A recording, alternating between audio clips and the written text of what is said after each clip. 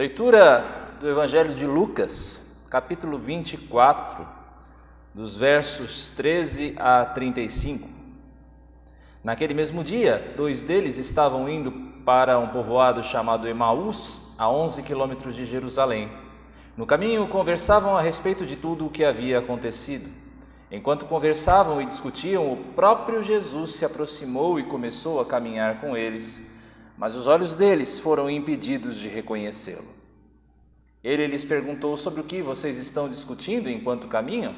Eles pararam com os rostos entristecidos. Um deles, chamado Cleopas, perguntou-lhe: você é o único visitante em Jerusalém que não sabe das coisas que ali aconteceram nesses dias?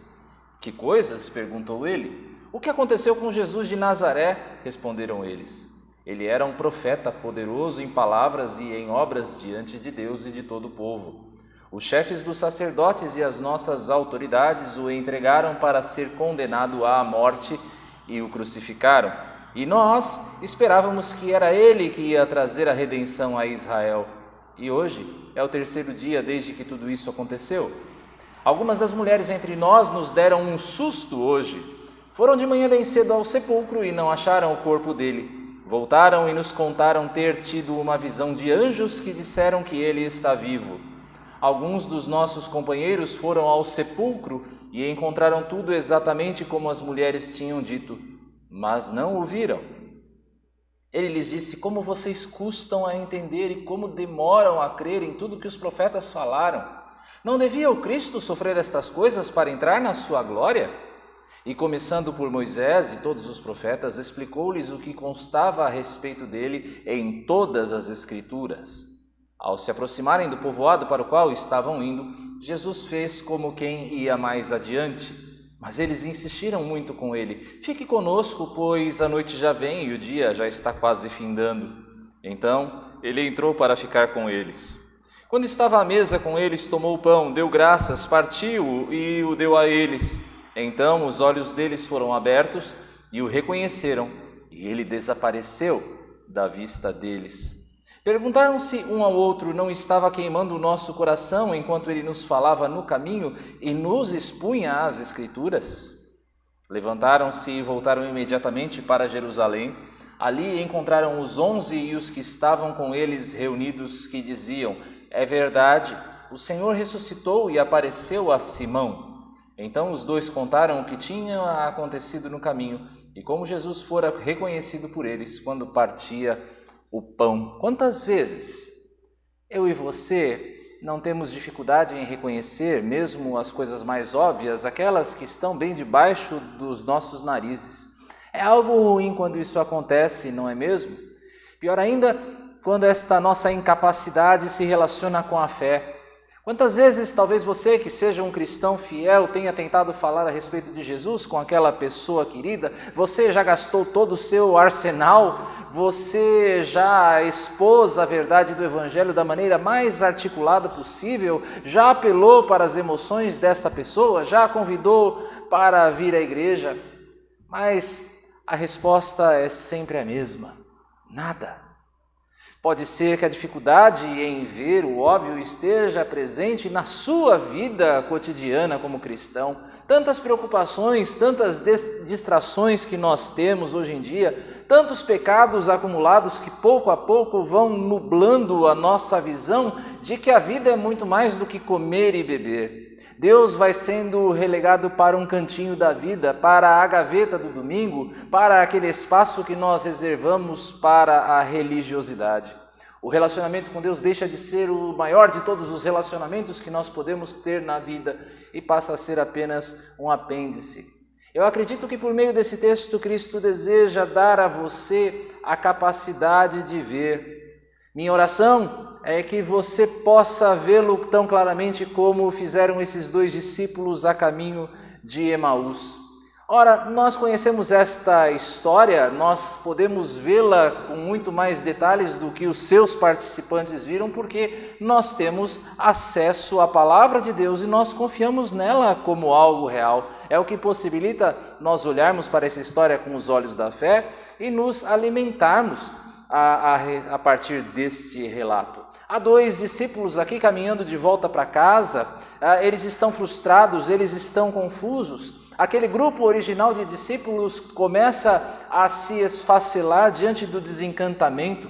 A conversa entre esses homens não é uma conversa amena. O texto original em grego nos mostra que eles estão tendo uma discussão acalorada a respeito de como seria possível que aquele a quem eles esperavam fosse a redenção de Israel, pudesse morrer, pudesse ser detido pelas autoridades judaicas da maneira como for.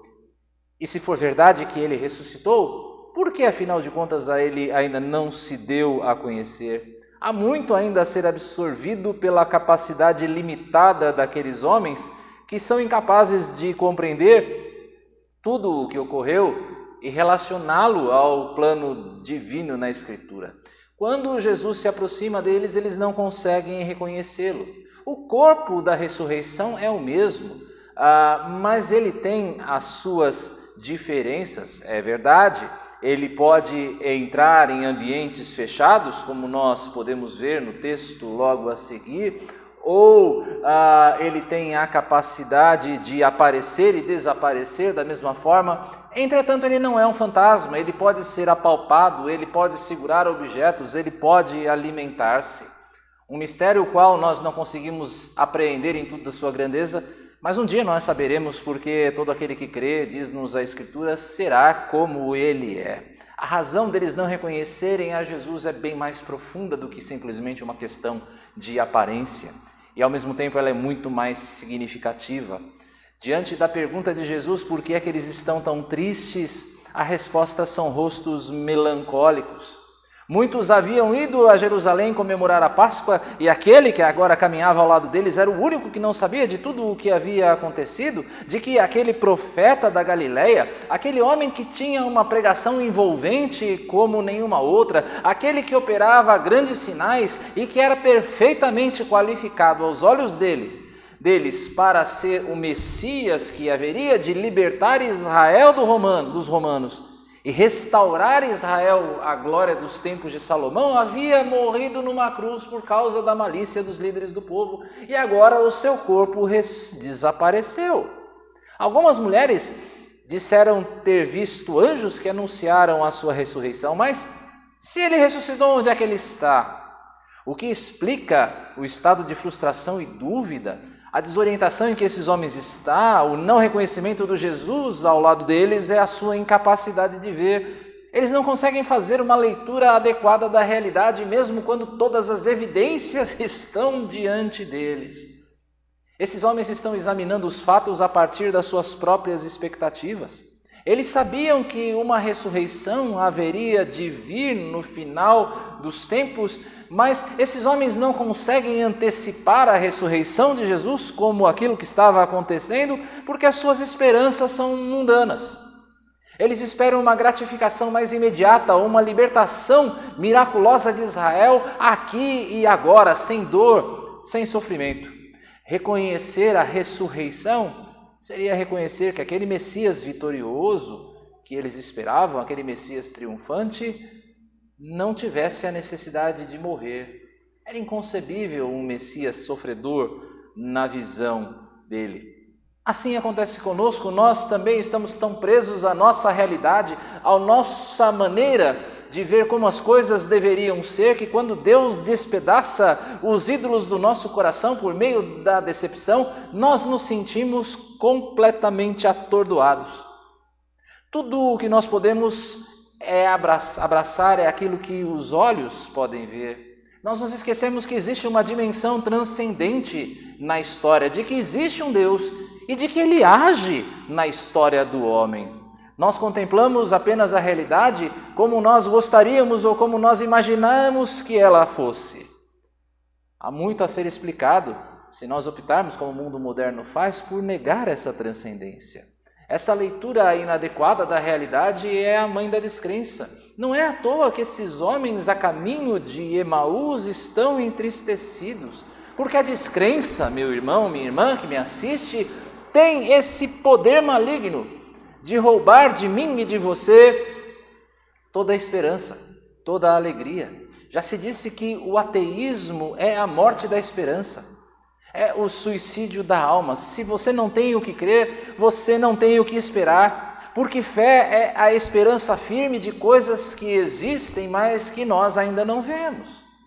Jesus é profeta, mas eles duvidam das suas palavras quando ele diz que vai ressuscitar.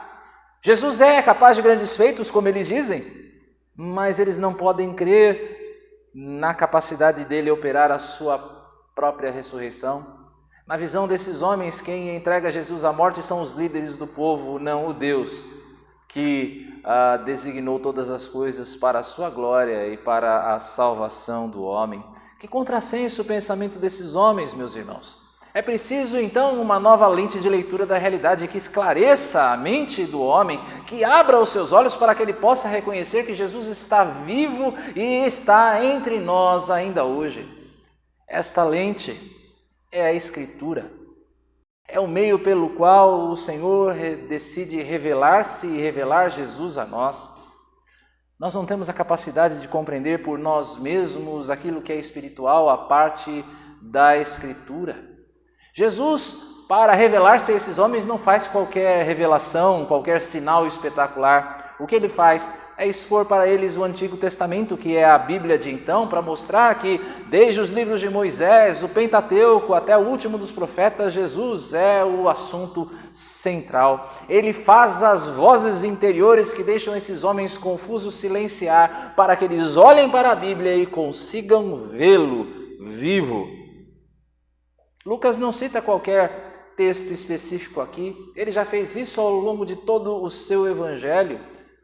O importante para nós é compreendermos que Jesus é a personagem central da Bíblia, da primeira até a última página, desde o faça-se a luz nos primeiros versículos de Gênesis, até a promessa da sua vinda no final do Apocalipse. Cada texto registrado pelos escritores sagrados aponta para Jesus. Ele é a chave da interpretação de toda a Bíblia. O que causa maravilhamento, diz o texto, nos discípulos, não é o partir do pão, não é o desaparecimento de Jesus, é a palavra exposta. Isto não deve nos causar espanto, porque Deus é um Deus que se revela por meio da palavra. Deus é um Deus que se revela por meio da sua exposição. É a palavra que traz a fé, porque a fé vem pelo ouvir e ouvir a palavra de Deus. É importante dizer isso para que você não espere uma revelação extraordinária. Isto pertence ao tempo dos apóstolos. Jesus não vai aparecer na sua frente para que você possa crer nele. Bem-aventurados aqueles que não viram e creram, diz Jesus. Por isso, tenha bom apreço pelos verdadeiros expositores da Escritura. Seja você também uma testemunha fiel. Prepare-se, procure conhecer mais e mais da sua Bíblia. Estimule aqueles que são pregadores fiéis do Evangelho, porque há muitos vendilhões da palavra de Deus por aí. Gente que distorce a palavra para os seus próprios propósitos. Mas há um último ponto a ser considerado. Se a Escritura nos revela Cristo e nos conduz à fé nele, então por que é que tantas pessoas leem a Bíblia, até a estudam com rigor, mas não chegam à convicção que produz a salvação? Essas pessoas conseguem extrair bons princípios da Escritura, elas conseguem se apaixonar pelas suas histórias, receber até respostas existenciais, por que não? Mas elas não conseguem atinar da sua necessidade de Jesus. E há uma razão para isso. Esses homens, nós já dissemos, são incapazes de reconhecer a Jesus por causa da sua lente distorcida da realidade. Todos os sinais estão ali. Eles têm tudo para acreditar que a notícia da ressurreição é verdadeira, mas ainda assim eles não creem. Nós poderíamos lançar toda a culpa, toda a responsabilidade na conta da ignorância desses homens das Escrituras, só que existe algo maior operando aqui. Veja o verso 16 do nosso texto, diz ali que os olhos desses homens foram impedidos de reconhecer a Jesus. É um particípio. Há alguma coisa ou alguém impedindo esses homens de verem a Jesus diante deles ressuscitado. O apóstolo Paulo, em 1 Coríntios, diz que quem não tem o Espírito não aceita as coisas que vêm do Espírito de Deus, porque eles são loucura e não são capazes de entendê-las, porque elas são discernidas espiritualmente, diz Paulo em 1 Coríntios 2, verso 14. A incapacidade desses homens em ver é a capacidade, a cegueira natural de todo ser humano em relação às coisas do Espírito. Eu e você naturalmente nascemos cegos para as coisas de Deus. É por isso que é tão difícil aceitar a realidade do transcendente. É por isso que é tão difícil nós olharmos para o relato bíblico da ressurreição e aceitá-lo como verdadeiro. É Paulo, mais uma vez, em 2 Coríntios 4, verso 4, que diz que o diabo cega o nosso entendimento, de maneira que nós não reconheçamos do Evangelho e assim sejamos salvos. E Deus pode muito bem nos deixar no estado de cegueira, a fim de que eu e você recebamos a justa punição dos nossos erros. Mas na sua graça, na sua misericórdia, Deus nos abre os olhos para ver nas páginas da Escritura a Jesus Cristo. Ele faz isso por meio do Espírito Santo. O Espírito Santo não é uma mera força ou uma energia tão somente. Ele não é um poder mágico que se preste ao entretenimento dos crentes. A missão do Espírito, que é a terceira pessoa da Trindade, alguém que é igual em natureza e digno de honra, tanto quanto o Pai e o Filho, é convencer o homem do pecado, da justiça e do juízo. É revelar a Jesus ao nosso coração. É nos selar na convicção de que nós somos filhos de Deus, todos nós, aqueles em quem creem, nós os que cremos. O Espírito, diz Pedro na sua segunda carta, inspirou as Escrituras. E esse mesmo Espírito agora ilumina os que creem a poderem ler as Escrituras e ver através delas o relato de Jesus Cristo, o Filho de Deus feito homem. A Bíblia, como já se disse com acerto, é o único livro em que nós podemos ler com o autor ao nosso lado. Quando nós meditamos nas palavras desse livro, nós que temos o Espírito de Deus, esse Espírito age em nós, ele abre o nosso entendimento, então o coração do homem arde. De modo breve, o que João nos diz aqui é que a convicção de que Jesus é o Filho de Deus, eu digo isso a partir do texto de 1 João, capítulo 4, verso 2, a convicção de que Jesus é o Filho de Deus vindo em carne para nos salvar, é o teste final da habilitação do Espírito. É o sinal de que você já recebeu do Espírito, já saiu da cegueira para a luz do conhecimento de Deus. O sinal de que você recebeu o Espírito de Deus não é o falar em línguas. O sinal de que você recebeu o Espírito de Deus é o alinhamento à verdade da Escritura. Quando você se alinha àquilo que Deus está dizendo ser verdade, isto é sinal que o Espírito está em você. Somente o Senhor pode nos conceder olhos para ver, irmãos. É dádiva de Cristo, fazer o nosso coração arder, tal como aconteceu no Pentecoste, diante da realidade da ressurreição como exposta na palavra. Em resumo, meus amados ouvintes, meus amados irmãos, o que o texto de hoje nos mostra é que nós precisamos dos olhos da fé para vermos a Jesus. Esse Jesus está tão vivo hoje e presente como esteve nos dias dos apóstolos. Aleluia! Se nós não o vemos é porque nós estamos olhando para o lado errado, para as nossas próprias concepções e paradigmas, mas o Senhor pode abrir os nossos olhos de modo a que eu e você possamos crer. Por tudo isso, porque as Escrituras nos revelam a Cristo, porque nós necessitamos da iluminação do Espírito para vê-lo, é que é necessário orar. Senhor, dá-nos olhos para ver. Dá-nos olhos para amar as nossas Bíblias e valorizá-las como o alimento da nossa alma. Dá-nos olhos para termos na Escritura a lente pela qual nós analisamos a verdade. Dá-nos olhos para entender a importância de estarmos com a nossa Bíblia o tempo todo ao nosso lado, na nossa mente e no nosso coração. Dá-nos, Senhor, também olhos para ver, e quando lermos a Escritura, podermos extrair dela o seu conteúdo, não apenas para nós, mas também para outros. Dá-nos, Senhor, a sabedoria de buscar instrução a respeito desse livro, nele em primeiro lugar, mas também buscar auxílio para compreendê-lo melhor, sejam em outros livros, seja na comunhão da igreja. Dá-nos, Senhor, olhos para ver, de maneira que sejamos ousados e na confiança da palavra, e na confiança que somente ela pode convencer e transformar os corações. Faz-nos ver, Senhor, que o nosso testemunho é válido, mas nada tem o poder de uma Bíblia aberta. Dá-nos, Senhor, também olhos para ver, além da mera percepção empírica, além do que os nossos olhos da carne possam ver. Ensina-nos, Senhor, a crer no transcendente, a crer em milagres, porque o mesmo Deus que operou no passado é o Deus que opera hoje. Dá-nos ver, Senhor, que o maior de todos os milagres é a conversão de um homem. É o verdadeiro transplante que acontece quando Tu operas de maneira a tirar o nosso coração de pedra e dar a nós um coração de carne que o tema. Sobretudo, Senhor, faz os nossos corações arderem pela Tua palavra. Permita que nós vejamos além da letra. Restaura o nosso primeiro amor, aquele amor que nós sentíamos pela Tua palavra nos primeiros tempos de nossa conversão, quando nós nos maravilhávamos com a Tua grandeza. Faz-nos arder, Senhor, por meio do Teu Espírito.